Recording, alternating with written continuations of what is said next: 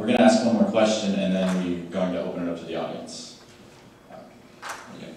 How much power should patients be able to have in making their own healthcare choices? For example, should a patient be able to refuse possible life-saving treatment? Good, anybody? Why don't you take that? Sure.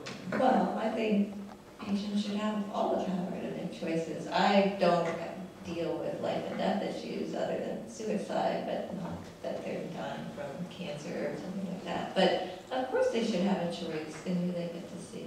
That if they feel more connected to who they're working with, then they're going to have a better outcome. So, and that's important.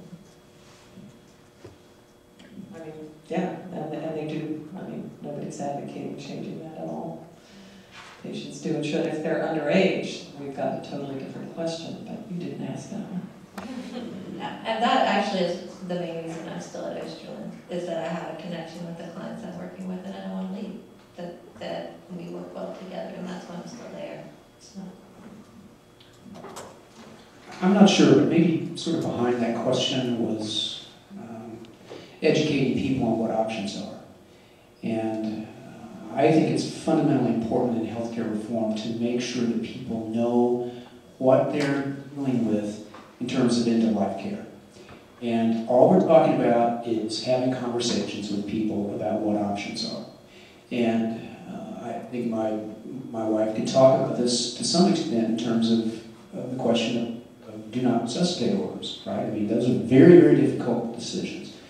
And the extent to which people don't quite understand what their options are makes it very, very difficult to handle those situations and on top of all the stress that is occurring as a result of that.